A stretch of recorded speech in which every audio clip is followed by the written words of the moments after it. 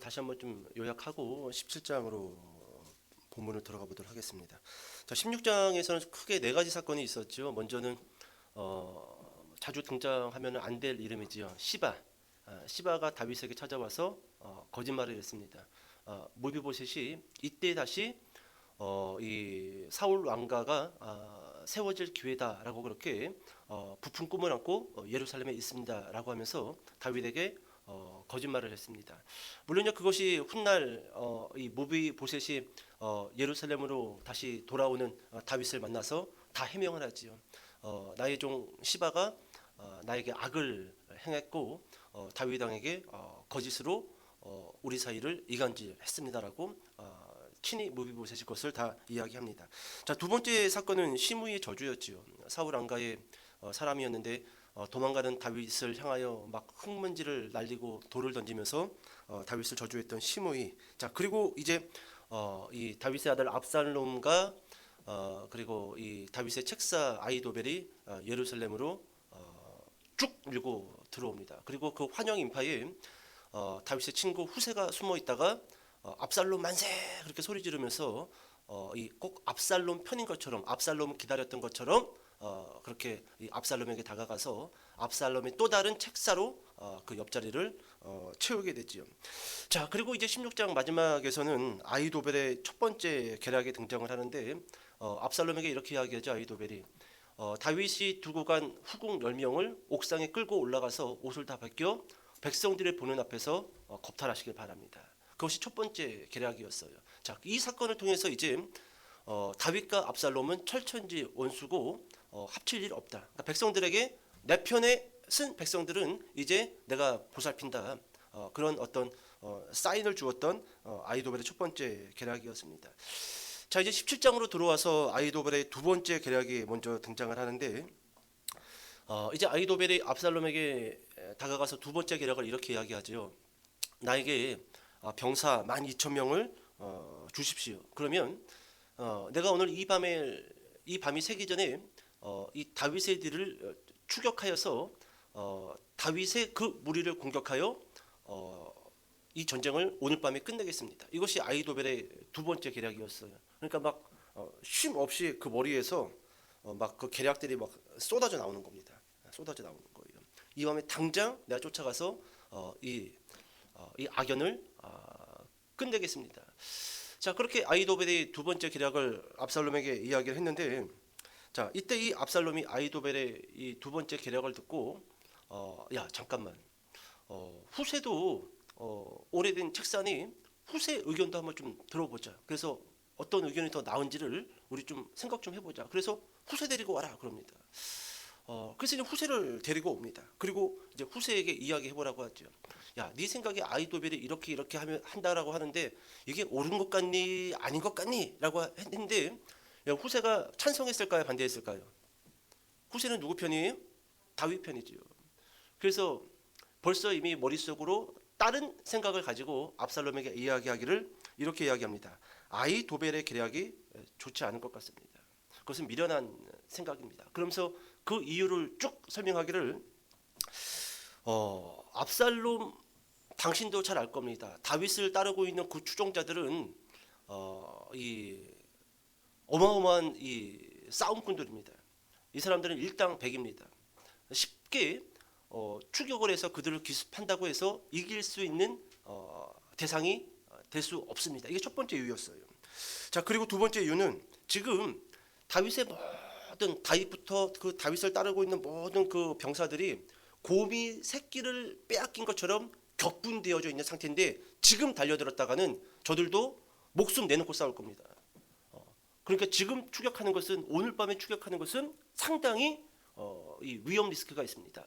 이게 두 번째 이유였어요. 자, 그리고 세 번째, 다윗 왕은 오랫동안 전쟁터에서 누볐던 장수입니다.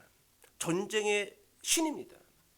오늘 밤에 잘못 기습했다가 다윗이 숨겨놓은 함정에 빠져서 몰살당할 수 있습니다. 아주 위험한 계략입니다. 오늘 밤에 추격한다라는 것은 이것이 세 번째 이유였습니다. 그리고 네 번째 이유는 이거지요.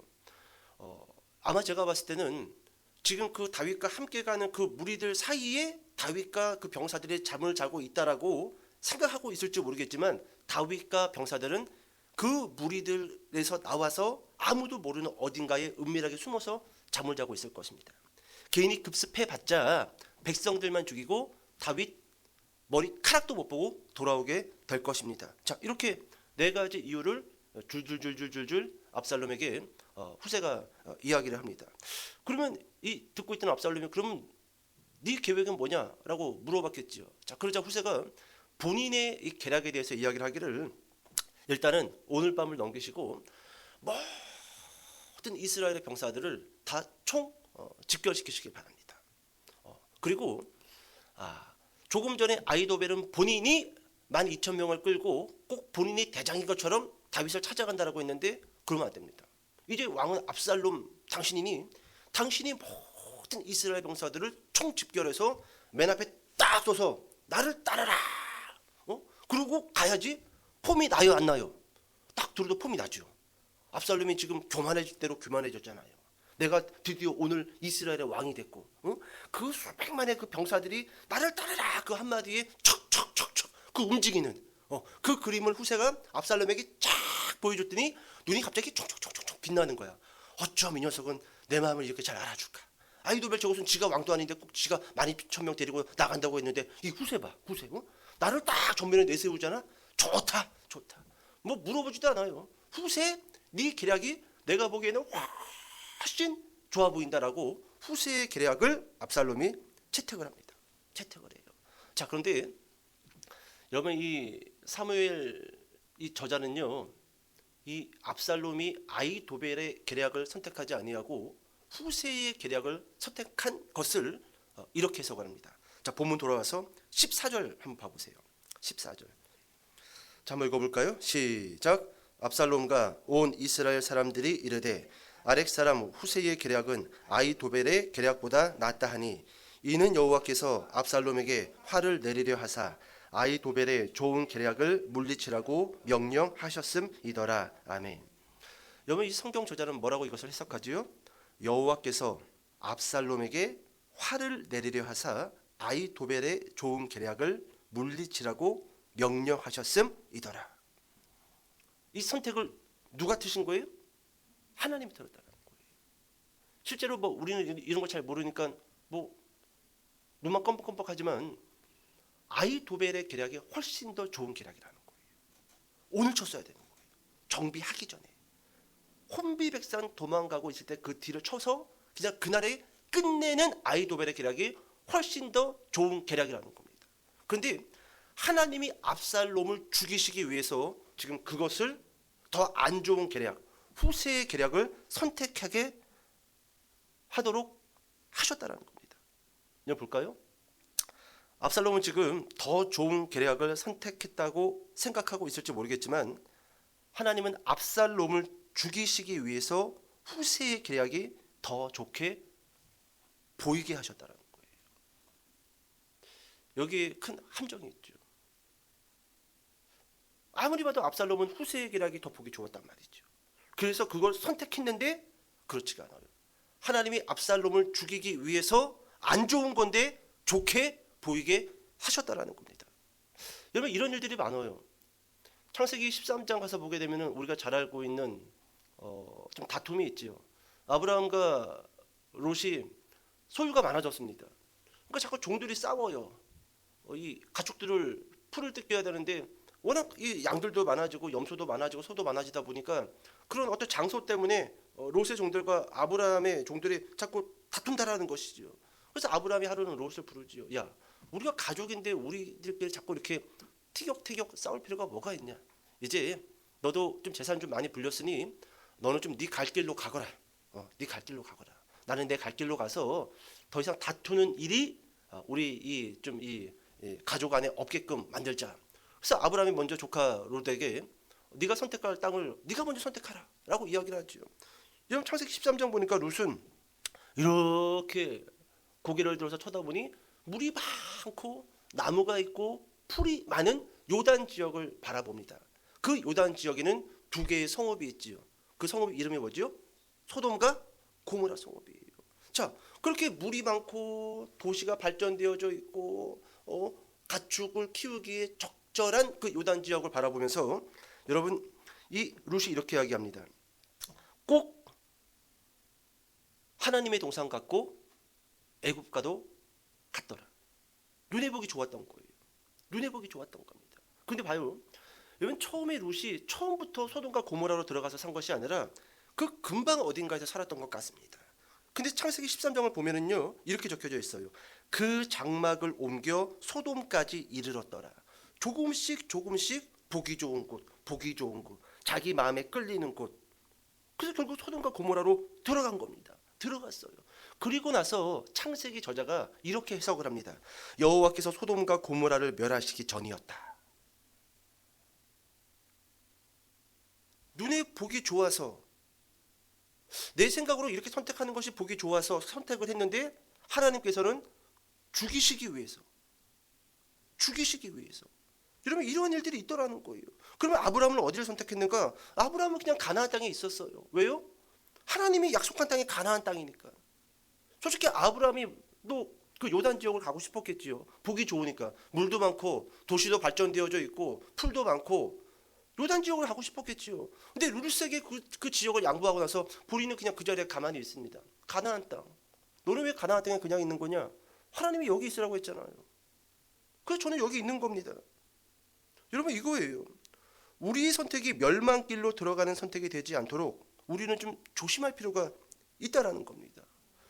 여러분 우리가 선택을 많이 해야 돼요. 근데 우리 세훈이도 고등학교를 선택을 해야 됩니다. 근데 어떤 선택은 멸망하는 선택이 될 수 있다라는 거예요. 어떤 선택은 이미 하나님이 그 선택에 대해서 벌써 몇 년 전부터 그쪽을 선택하는 자들을 멸망시키기 위해서 만들어 놓은 장소, 사람들이 있다라는 겁니다.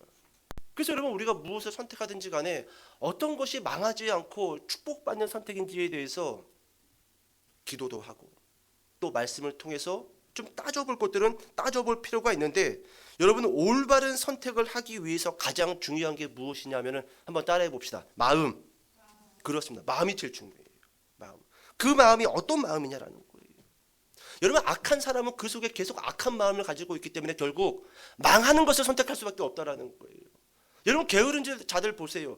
게으른 자는 그 속에 게으른 마음이 있기 때문에 계속 살 수 있고 더 성공할 수도 있고 더 앞으로 치고 나갈 수도 있는데 스스로 게으르기 때문에 망하는 길을 선택한다라는 겁니다. 제일 중요한 게 뭐라고요? 마음이래요. 마음이래요가 강원도 사투리가 나왔는데 갑자기 마음이래요. 마음이 중요해요. 그래서 여러분 우리는 어떤 마음을 달라고 기도해야 되냐면 선한 마음, 사랑하는 마음, 그리고 하나님의 마음을 달라고 기도해야 돼요. 마음에서부터 출발되어집니다. 마음에서부터. 여러분 야고보서 1장 14절에 이런 말씀이 있죠. 오직 각 사람이 시험을 받는 것은 자기 욕심에 끌려 미혹됐다. 나는 왜 시험을 당했지? 왜 나는 이렇게 힘들게 살지? 물론 여러 가지 이유가 있겠지만 성경에서 한 토막을 이야기하기를 자기 욕심에 끌려 그렇게 시험에 빠졌다라는 겁니다. 마음이지요. 어떤 마음을 갖고 있느냐. 잠언서 28장 25절에도 이런 말씀이 있어요. 욕심이 많은 자는 다툼을 일으키나 여호와를 의지하는 자는 풍족하게 되느니라. 욕심이 많은 마음을 가진 자는 어딜 가나 다툼을 일으킨다라는 겁니다. 어딜 가나 시끄럽게 한다라는 거예요. 하지만 여호와를 의지하는 자, 하나님의 마음을 가지고 있는 그 사람은 어딜 가나 풍족하게 될 거다라고 성경이 말해주고 있다라는 거예요. 그러니까 뭐가 중요한 거예요? 마음이 중요해요. 껍데기가 중요한 게 아니라 어떻게 더 이렇게 멋있게 하고 다니까 그게 중요한 게 아니라 정말로 나를 풍족하게 하고 정말로 내 삶을 아름답게 만드는 것은 내 마음이라는 겁니다. 마음. 여러분 압살롬은 그의 마음이 권력의 욕심으로 가득 채워져 있었기에 저는 이렇게 생각되어집니다. 무엇을 선택해도 결국 망하는 길을 선택했을 거예요. 왜요? 마음이 삐뚤어져 있잖아요. 여러분 사랑하는 마음, 하나님의 마음, 국민의 마음. 이 사람은 항상 하나님의 기뻐하시는 것을 선택하기 때문에 인간의 눈으로 봤을 때는 왜 작은 거 선택했어? 큰 거 선택하지. 왜 그쪽으로 가서 좀 더 좋은 데로 가지? 사람의 눈으로는 그렇게 말할지 모르겠지만 아니지요. 하나님의 기뻐하시는 것을 선택하기 때문에 결국 궁극적으로 그 사람의 선택은 망하는 선택이 아니라 축복받는 선택일 수밖에 없다라는 것이죠. 그래서 여러분 지금 압살롬은 그 마음이 불량하기에 망하는 쪽을 선택했다라는 것이죠. 자, 그리고 이제 스토리가 이어집니다. 여러분 압살롬은 두 개의 계략을 들었고 후세의 계략을 선택을 했지만 아직 나 갑자기 그 사람 이름 기억이 안 나네. 아비아달이 아는데. 맞아, 아이도벨. 예, 아이도벨. 아비아달은 제사장이지요. 예, 아이도벨의 계략을 언제든지 다시금 선택할 수 있는 여지는 있는 거예요. 마음이 바뀌어서. 그렇죠? 그래가지고 여러분 이 후세가 급하게 지금 이 돌아가는 이 모양새를 제사장 사독과 아비아달을 부릅니다. 아비아달은 제사장이에요. 예. 그리고 나서 사독과 아비아달에게 이 요나단과 그리고 또 한 명의 아들이 있었는데 제 그 이름이 또 갑자기 기억이 안 나요. 예, 지금 워낙 이야기를 길게 해가지고 여러분 이 사람들을 다윗의 정보원으로 다윗이 선택했었습니다. 자, 결국 사독과 아비아달은 본인들의 그 아들들을 2차 저차 소식을 들려줘가지고 다윗에게 보냅니다. 다윗에게 보내요. 자, 그런데 나 이 두 아들의 이름이 또 갑자기 기억이 안 나지? 아이마아스요? 아이마아스. 예, 요나단과 아이마아스 맞아요. 예, 하도 이름이 많이 등장하니까 여러분 이 두 아들이 이제 그 소식을 다윗에게 전해주기 위해서 이제 막 다윗에게 가고 있는데 그 모습을 압살롬 편에 선 한 청년이 보고 압살롬에게 그 사실을 이야기합니다. 그리고 이 압살롬이 보낸 이 추격자들이 그 두 아들을 추격하기 시작을 해요. 오늘 부분을 쭉 이제 읽어보게 되면은 이 두 아들이 부랴부랴 도망가가지고 바울임 어떤 사람의 집까지 도착을 합니다. 네, 성경에 그렇게 기록되어져 있어요. 바울임 어떤 사람의 집. 그런데 여러분 그 집에 이 여종인지 여인인지는 모르겠지만 그 집에 이 여인이 이 두 아들을 우물 속에 숨겨줘요.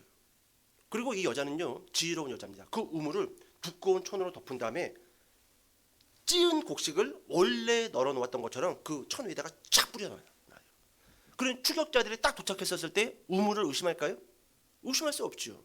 이미 벌써 천으로 덮여 있고 찌은 곡식이 그 위에 널려져 있기 때문에 의심하지는 않죠. 그리고 이 여자에게 물어봅니다. 누구누구가 이쪽으로 오지 않았느냐? 그때 이 여자는 아까 전에 시냇가를 건너서 막 뛰어가는 모습을 제가 본 것 같습니다. 속이지요. 결국 압살롬이 보낸 추격자들은 이 두 아들을 잡지 못하고 포기하고 다시금 예루살렘으로 돌아가게 됩니다. 좀 이해가죠? 제가 막 지금 두서없이 이야기하고 있는 것 같은데 여러분 여기서 우리가 잠깐 좀 생각해 볼 게 이겁니다. 지금 대부분의 백성이 압살롬에게 넘어가 있는 상태예요. 거의 대부분의 사람들이 압살롬에게 넘어갔습니다. 그런데 지금 제가 잠깐 여러분들에게 전달해드린 이 성경의 내용들을 보면은 숫자는 적지만 다윗을 돕는 사람들이 있다라는 거예요. 사독과 아비아달, 요나단과 아히마아스, 그리고 바울임의 어떤 집에 어떤 여자, 그죠? 간간히 많이는 아니지만 계속 다윗을 돕는 사람들이 성경에 등장하고 있다라는 거예요. 그럼 봅시다. 여러분 이 사람들은 왜 다윗을 지금 돕고 있냐라는 거예요. 이미 판이 뒤집어졌잖아요. 지금 국가 하나가 전복돼 가지고 압살롬으로 다 몰려갔어요. 다윗은 버려진 늙은이입니다. 뒷방 늙은이가 됐어요. 근데 왜 이 사람들은 여전히 다윗을 돕고 있냐라는 거예요. 여러분 그 이유가 뭐냐면 이겁니다. 다윗이 정통이기 때문에 그래요. 전통이 아니라 다윗이 정통이기 때문에 그렇습니다. 여기서 좀 여러분들에게 이렇게 말씀드리고 싶어요. 정통과 이단을 구별할 줄 아는 지혜가 있어야 돼요. 정통이 뭐냐? 정통을 흉내내는 이단이 뭐냐? 또 진실과 음모를 판단할 줄 아는 눈을 가지고 있어야 된다는 겁니다. 정통, 이단, 진실, 음모. 여러분 지금 갈수록 이 현대인들이 정통에서 벗어나서 자꾸 이단이 꼭 종교에만 있는 게 아니에요. 이단이라는 단어 끝이 다른 정통이 아닙니다. 절로 가면 반드시 망해요. 저렇게 살고 저렇게 선택하고 저렇게 지내면은 몇 년 안에 인생 망합니다. 그런데도 이 단을 선택을 해요. 지금 전체적인 사회적인 분위기가 그렇습니다. 대다수가 그렇게 살고 대다수가 그렇게 먹고 내 주변의 친구들도 다 그렇게 지내는 거 보니까 이게 정통 같다라는 거예요. 아니에요. 여러분 성경에서는요, 큰 길로 가지 말라라고 이야기합니다. 좁은 길로 가라. 다수가 가는 길이 정통이 아니라 진짜 정통은 항상 좁은 길이었어요. 소수의 사람들이 땀 흘리는 그 길, 여러분 그 길이 진짜 우리가 걸어가야 할 길이라는 겁니다. 그래서 제가 여러분들에게 드리는 거예요. 정통과 이단을 구별할 줄 알아야 하고 진실과 거짓, 진실과 음모를 판단할 줄 알아야 된다는 거예요. 여러분 제가 한 그 의사가 쓴 글을 좀 읽었는데 이런 글이었습니다. 이 우리나라 산에서 멧돼지 잡으려고 이 엽총을 쐈는데 그게 사람이었던 거야. 그래서 그 파편에 맞아가지고 막 피가 줄줄줄 사람이 흘려. 그래가지고 이제 앰뷸런스로 이제 막 의사가 막 이렇게 우리 병원에서는 안 되니까 큰 병원으로 가야 된다 해가지고 간호사 하나를 태워가지고 막 이렇게 막 이제 응급조치를 하면서 간호사한테 그 피가 다 떨어지면 다시금 또 그 수혈 봉지 그 봉투를 다시 또 이렇게 해가지고 계속 혈액을 공급하라라고 주문을 했는데 정신을 차리고 나서 이 여자를 보니까 피가 다 떨어졌는데 수혈 봉투를 바꾸지 않고 있다라는 거예요. 그래서 제가 막 바닥에 피가 흥건하니까 얘가 좀 겁을 먹어서 그러나? 그래서 나중에 차를 잠깐 세우고 본인이 다시금 뒷문으로 와가지고 다시 막 재수혈을 다시 또 하고 그렇게 해가지고 이제 대학병원까지 왔다라는 겁니다. 그리고 나서 그 사실을 그 원래 있었던 병원에 누구 어떤 간호사랑 이야기하는데 그 또 다른 간호사가 하는 이야기가 선생님 모르셨어요? 그게 여호와 증인이에요. 여호와 증인은요 수혈 안 해요. 피째 먹지 말라라는 말을 어떻게 해석을 했냐면 수혈하면 안 된다. 어떤 피지? 그 여호와 증인은요 순대도 안 먹어요. 순대에 뭐가 들어가 있어요? 돼지피. 피를 안 먹어. 그래가지고 이 선생님이 난생 처음으로 간호사한테 가지고 따기를 날렸다라는 거예요. 뭐 이런 게 다 있냐고. 당장 꺼지라고. 너무 어이가 없다라는 거예요. 그러면 간호사라는 직업을 선택 안 했어야죠. 누구 사람 잡을 일 있어요? 여러분 제가 한 기사를 보니까요. 딸이 교통사고를 당해가지고 여자인데 다 죽게 생겼단 말이에요. 근데 그 엄마하고 아빠가 의사 선생님한테 수술 들어가는데 하는 얘기가 수혈만을 하지 말라는 거예요. 수술하는 여자의 딸을 수혈만을 하지 말래. 알고 보니까 그 부모도 여호와 증인인 거예요. 맛이 갔죠? 맛이 간 거예요. 맛이 갔어요. 정통과 이단을 구별할 줄 알아야 돼요. 진실과 거짓, 진실과 음모를 판단할 줄 알아야 된단 말이죠. 많은 사람들이 종교적인 이단에, 종교적인 음모에 빠져가지고 정통적인 삶을 살지 못하고 있다는 거예요. 여러분 그 선택은 망한다라는 거예요. 그래서 여러분 결국 우리나라에서도요. 딸의 수혈을 거부해가지고 딸이 죽은 사건이 있어요. 어린 딸이. 여호와 증인.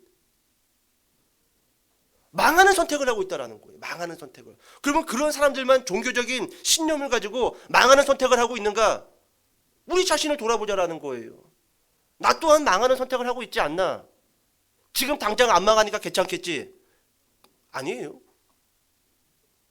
우리 인생에 망한 애들 얼마나 많아요. 망한 어른들 얼마나 많아요. 소년원에 들어가 있고 어디 감옥에 들어가 있는 사람들 얼마나 많습니까? 서울역이나 여러분 대도시에 가면 노숙자들이 얼마나 많이 누워 있습니까? 그 사람들도 한때는 잘 먹고 잘 살았던 사람들이에요. 그런데 어느 순간 망하는 줄 알면서도 망하는 걸 선택했기 때문에 지금 망한 인생을 살고 있다는 거예요. 망한 인생을. 망한 인생을. 제가 지금 여러분들한테 막 소리 지르는 거 아니에요. 네. 망하는 선택을 한 지금 이 압살롬에 대해서 이야기를 하면서 제가 막 열을 내고 있는 거예요. 여러분 오늘날 또 많은 사람들이 음모론에 빠져 있습니다. 음모론을 선택하는 사람들도 망하는 길을 선택하는 사람들이지요. 제가 음모론의 시대라는 책을 제가 잠깐 좀 오늘 잠깐 좀 이렇게 떠들어 봤는데 음모론의 시대 뭐 서강대학교 교수님이 쓴 책이 한 권 있더라고요. 근데 왜 사람들이 음모론에 그렇게 빠는가? 근데 먼저 정의를 이렇게 내렸어요. 숨겨진 세력에 의해 조작되었다고 믿는 사고가 생겼다라는 거예요. 그러니까 정통 사회의 약속을 신뢰하지 않고 에이 뭔가 또 다른 게 뭔가 있을 거야. 그리고 자꾸 그렇게만 사고를 생각한다라는 거예요. 이게 음모론의 정의라는 거예요. 그럼 왜 음모론에 빠는가? 그 이유가 뭔가? 첫 번째 이 교수님이 뽑은 게 미디어의 발달이라는 거예요. 워낙 볼 게 많고 들을 게 많다 보니까 잘못된 정보를 진짜인 줄 알고 너무 많이 본다라는 거예요. 이게 미디어의 발달. 두 번째, 왜 음모론에 빠지게 되는가? 불신의 시대에 살고 있기 때문에 그렇다고 합니다. 정부를 믿지 못하고 기업을 불신하고 언론을 불신하고 의료를 불신한대요. 의료를. 이 네 가지를 꼽았더라고요. 그래서 정부를 계속 음모론으로 한쪽을 프레임을 씌워가지고 야, 저 사람 되면 우리나라가 김정은이가 내려와가지고 오후 담당자가 된다며. 근데 이 이야기를 매번 들어요. 국회의원 선거 때도 듣고 대선 때도 듣고 저 사람 되면은 우리나라가 공산당이 돼가지고 정은이가 뒷짐지고 내려와가지고 그냥 한순간에 공산당 된다. 서로 간에 죽이려고 하잖아요. 이게 여러분 음모론에 빠져 있다라는 거. 기업의 불신, 언론의 불신. 어떤 사람들은 지금 이 공영방송 텔레비에서 나오는 그 모든 그 언론은 이미 벌써 다 중국한테 넘어갔다라는 거예요. 불신의 시대, 불신의 시대. 여러분 의료의 불신. 2016년도에 우리나라 보건소에서 전국 아이들을 대상으로 예방 접종을 얼마큼 맞췄는가를 조사를 했더니 8,000명의 가정에 8,000개의 가정에서 그 아이들에게 부모들이 예방 접종을 단 한 건도 하지 않았다는 거예요. 그래서 제가 막 추격해 들어가 봤어요. 이 사람들이 왜 그런가? 그런데 안예모가 있어요. 안예모. 예방 접종을 안 하는 모임. 그래서 그 사람들이 믿는 책이 몇 권이 있습니다.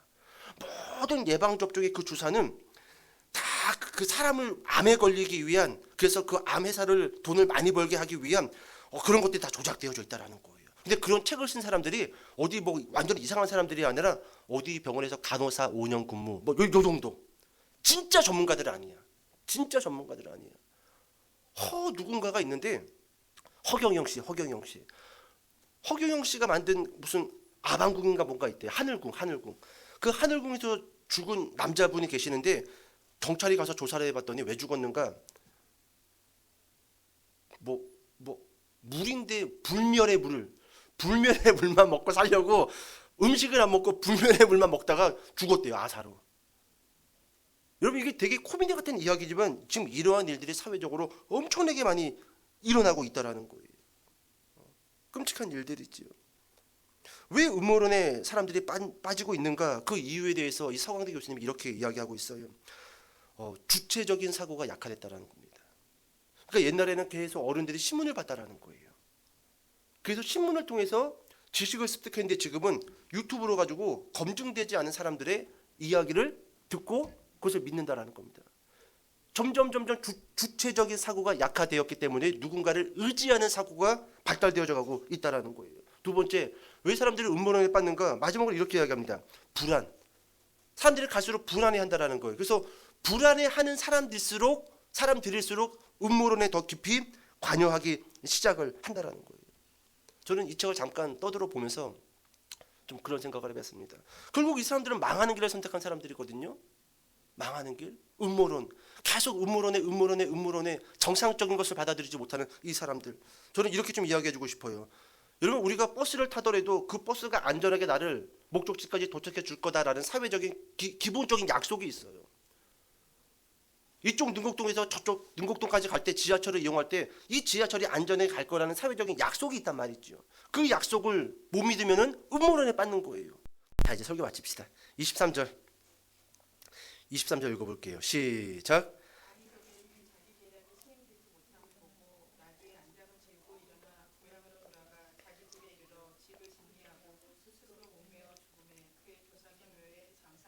아멘.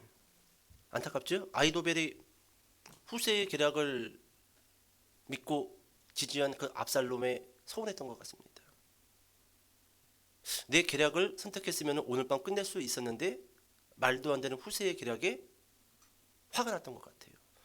그래서 집으로 나귀 타고 가서 가룟 유다가 예수님 팔고 목매어 자살했던 것처럼 아이도벨도 평생 다윗 따라서 책사로 일하다가 다윗 버리고 집에 가서 목매어 자살합니다. 안타까운 거죠. 그러니까 봐요 여러분. 압살롬도 망하는 쪽을 선택을 했어요. 그래서 하나님의 계획이 있었습니다. 근데 아이도벨도 지금 보니까 어때요? 압살롬을 선택하는 것이 정통 같고 압살롬을 선택하는 것이 더 좋은 선택이다라고 생각을 했지만 그 순간 알았던 거예요. 아, 내가 선택 잘못했다. 이건 아주 결정적인 거예요. 압살롬도 지금 이제 죽지요. 다음 장에 가서 압살롬도 죽습니다. 아히도벨도 예루살렘에 입성하자마자 두 번째 계략 내놓고 집에 가서 자살해 버립니다. 그랬던 것 같아요. 압살롬한테 두 번째 계략을 이야기하고 그리고 후세가 와서 또 다른 계략을 이야기할 때 아히도벨은 압살롬의 깜을 받던 것 같아요. 이 사람이 이스라엘을 이끌 왕이 될 사람인지 그리고 내가 왕으로 모시고 있어도 될 사람인지 아직까지 그렇게 부딪혀 본 적은 없잖아요. 다윗하고는 전쟁터를 누볐기 때문에 정확했단 말이에요. 다윗은 내가 주군으로 모셔도 될 인물이다. 근데 첫 번째 그 계략 때 딱 보니까 깜이 아니에요. 오메, 난 깜인 줄 알고 찰싹 달라붙었는데 내가 잘못 선택했다. 뭐 죽은 거죠 뭐. 미래가 보이는 거예요. 미래도 아니죠. 한 일주일 앞에 보이는 거야. 아, 2차 저차 해가지고 압살롬 죽고 다윗이 일주일 안에 예루살렘으로 돌아오겠다. 그럼 내 목도 치겠지? 그러기 전에 죽어버리죠. 잘못된 선택이 결국 스스로 자살을 할 수밖에 없는 상황으로 몰아갔다라는 것이죠. 이제 여러분 설교 맞춰봅시다. 자, 오늘 본문 돌아와서 27절, 28절, 29절 읽어볼까요? 27, 28, 29 시작.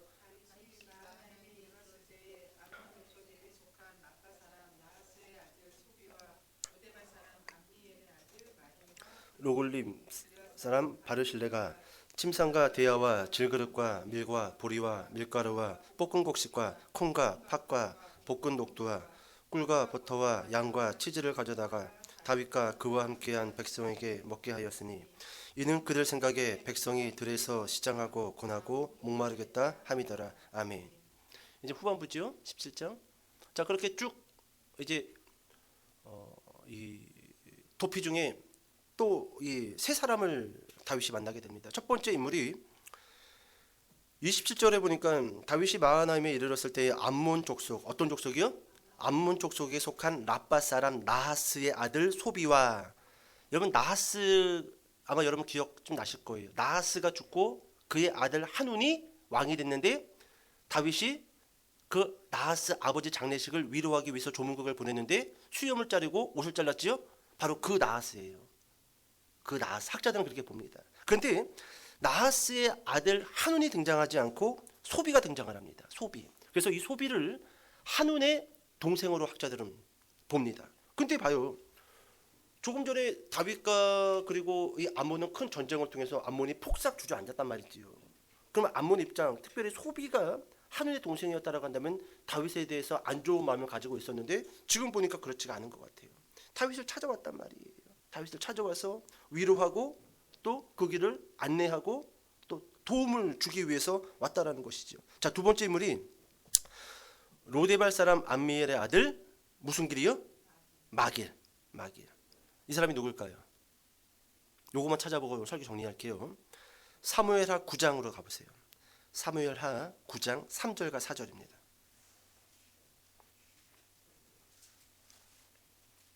사무엘하 9장 3절과 4절. 자, 시작. 왕이 이르되 사울의 집에 아직도 남은 사람이 없느냐? 내가 그 사람에게 하나님의 은총을 베풀고자 하노라 하니 시바가 왕께 아뢰되 요나단의 아들 하나가 있는데 다리 저는 잔이이다 하니라. 왕이 그에게 말하되 그가 어디 있느냐 하니 시바가 왕께 아뢰되 로드발 암미엘의 아들 마길의 집에 있나이다 하니라. 딱 나오죠. 두 번째 찾아왔던 사람이 로드발 암미엘의 아들 마길. 마길. 이 사람이 누굴 찾아왔어요 지금? 다윗을 찾아왔잖아요. 다윗을. 자, 세 번째 사람. 27절 끝부분에 보니까 길르앗 사람 실레합니다. 그죠? 바르실레가 등장을 하죠. 바르실레. 여러분 바르실레에 대해서는 다른 성경에서 언급이 없습니다. 단 바르실레가 어디에서 한번 언급되냐면 같은 책 19장에 가서 보게 되면은요. 다윗이 이제 다시금 예루살렘으로 복귀할 때 이 바르실레에게 이렇게 이야기합니다. 나랑 같이 예루살렘으로 갑시다. 내가 일평생을 책임지겠습니다. 여기서는 그냥 바르실레라는 이름만 나왔는데 다윗이 일평생을 책임지겠다라고 바르실레에게 같이 가자라고 이야기를 해요. 근데 여러분들 같았으면 갈까요, 안 갈까요? 왕이 평생을 책임진다고 합니다. 같이 가자 왕궁으로. 그럼 가요, 안 가요? 당장 가죠. 노후가 보장되는데, 응? 그냥 밑에 그냥 하인들 막 부리고 그냥 손톱도 다 잘라주고. 근데 바르실레가 이 사무엘하 19장 32절을 보면은 잠깐 들어보세요. 바르실레는 매우 늙어 나이가 80세라. 그는 큰 부자이므로 왕이 마하나임에 머물 때에 그가 왕을 공개하였더라. 그러면서 밑을 쭉 읽어보면은요, 바르실레가 이렇게 이야기합니다. 제가 이제 죽을 나이가 됐는데 뭐하러 가겠습니까? 왕이시여. 항상 강건하시길 바랍니다. 저는 여기서 또 제 인생을 남은 인생을 살도록 하겠습니다. 그렇게 바르실레는 따라가지 않아요. 여러분 봐요, 여러분. 지금 세 명의 또 다른 인물이 등장했어요. 소비, 마길, 바르실레. 여러분 이 사람들은 이때까지만 해도 17장에서만 해도 다윗은 아직 도망자의 신세였습니다. 근데 왜 다윗을 찾아왔을까요? 다윗이 정통이기 때문에 그래요. 다윗을 선택할 거냐? 압살롬을 선택할 거냐? 여러분 대세는 압살롬이었던 것 같습니다. 그런데 아까 전에 이야기했잖아요. 해석자가 압살롬을 죽이기 위해서 누가요? 하나님이. 그러니까 여러분 우리는 무엇을 선택할 때 신중해야 돼요. 신중해야 됩니다. 그리고 쉽게 우리는 모든 것을 다 걸 것처럼 사람을 선택하고 장소를 선택하면 안 돼요. 항상 우리의 기준과 중심에 누가 있어야 돼요? 하나님이 있어야 돼요. 하나님. 오늘 여러분 이 17장은 우리들에게 그렇게 보여주는 것 같습니다. 정통과 이단 사이에서 너희는 무엇을 선택할 것이냐. 무엇을 선택할 것이냐. 어쩌면 둘 다 정통이 아닐 수도 있어요. 어쩌면은 둘 다 어느 정도 정통일 수도 있을 것입니다. 우리가 이것을 항상 말씀의 기준을 가지고 또 우리가 잘 선택한다라고 한다면 다른 사람들과 함께 망하는 그 장소에서 우리가 헤어나올 수 있게 될 것입니다. 여러분 정통을 선택하시고 하나님을 선택하시고 말씀을 쫓아 선택하는 저와 여러분 되시기 주님의 이름을 축복합니다. 기도하겠습니다.